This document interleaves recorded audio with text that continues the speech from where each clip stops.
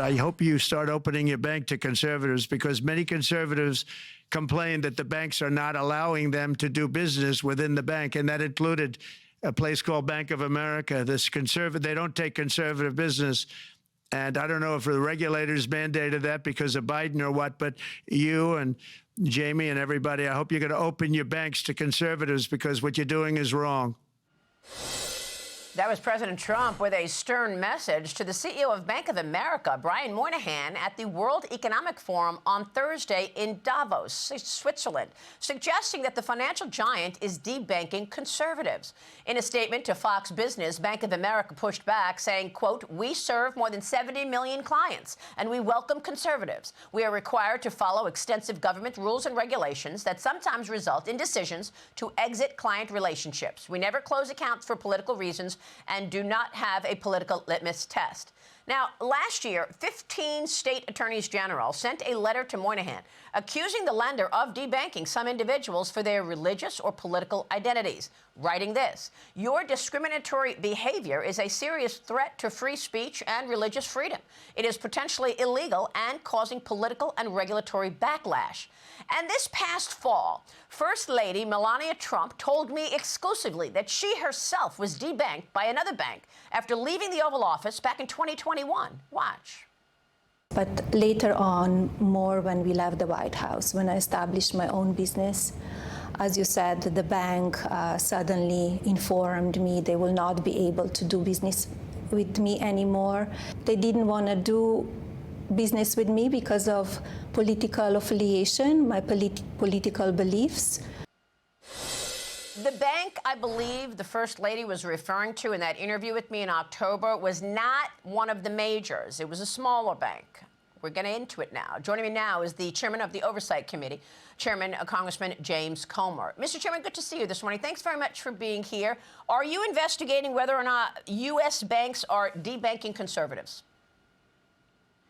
Yes, we are. We've heard numerous instances of conservatives being debanked. And what we want to know is this a process of the bank's ESG policy?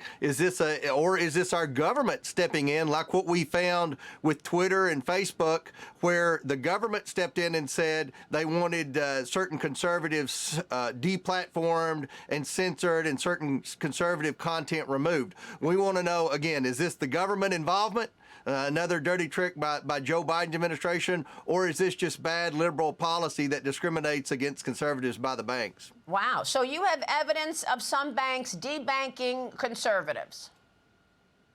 Yes, especially people that were involved in different energy-type businesses and things like that, as well as very well-spoken or outspoken conservative activists. So there are numerous instances, enough to open an investigation. Again, is this ESG policy, which is discriminatory? And ironically, the Democrats have passed all this banking legislation that prohibits discrimination. Is this discriminatory because of ESG, or is it the government? Are the bank examiners, as President Trump hinted in his remarks you played earlier, are these bank examiners with a wink and a nod saying, don't let this person bank at your bank? Well, this is a very important question, because we know what happened with social media. 1,000 people from government agencies were working with social media to censor Americans and censor conservatives, certainly. What will be the impact to these banks? What should these banks expect in the coming months from your office?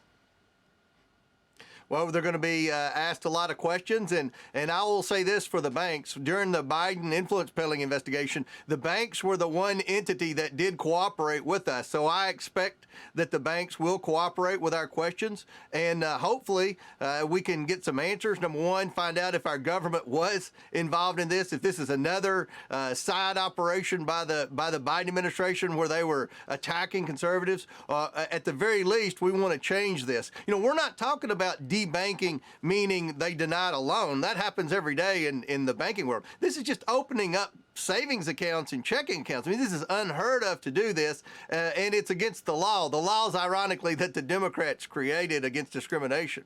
Okay, let me move on to the pardons because it was 20 minutes before President Trump was sworn in on Monday. It was 20 minutes to 12 on January 20th when President Biden announced he was pardoning siblings minutes before leaving the White House. The pardon applies to James Biden, his brother, Sarah Jones Biden, Valerie Biden Owens, John Owens, Francis Biden. The White House announced that his family could be subject to, quote, politically motivated investigations after he leaves office. Your reaction?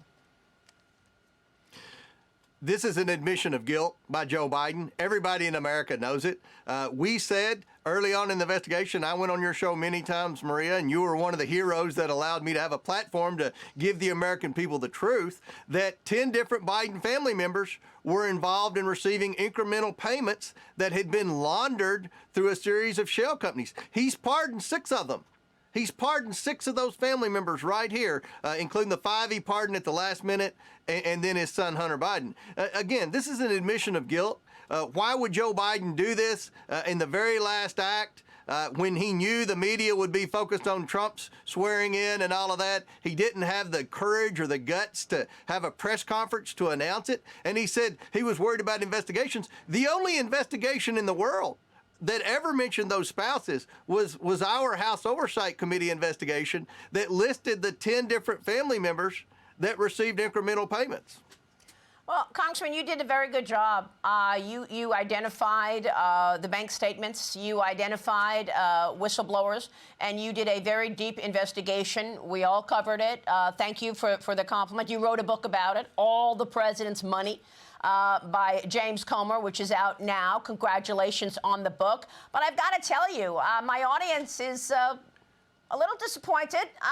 So with these pardons, should we just expect, after all that work you put into it, after all the conversations we've had, they got away with it? I certainly hope not. The ball's going to be in Pam Bondi's court. We're communicating with her people right now. I've had a good meeting with Kash Patel. One thing I'm confident is going to happen, and you saw that with John Radcliffe, we're going to hold people in the government accountable that were involved in the cover-up.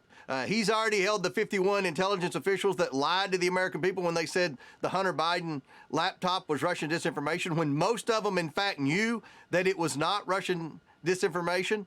Now we want to get the people that were involved in the cover-ups, because what we found in our investigation, and I write about it extensively in my book, is that there were 4 different agencies investigating the Bidens: the IRS, the Department of Justice, the FBI, and the Securities and Exchange Commission. And obviously they wanted to get to Joe Biden because none of this money would be coming into the president's son or brother were it not for Joe Biden. Every time they got ready to ask Joe Biden, they were told to stand down by a deep state actor. I want those people held accountable. And then with respect to the Bidens, I don't think these preemptive pardons would hold up in court.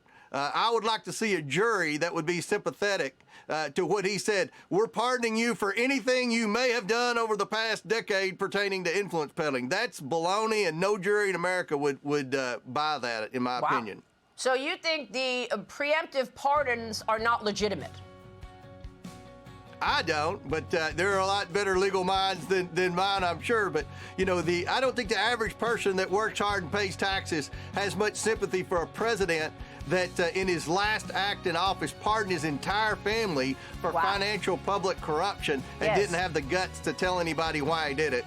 Sir, we'll leave it there. Thanks very much. We so appreciate your time. House Oversight Committee Chairman James Comer. Hey, Sean Hannity here. Hey, click here to subscribe to Fox News YouTube page and catch our hottest interviews and most compelling analysis. You will not get it anywhere else.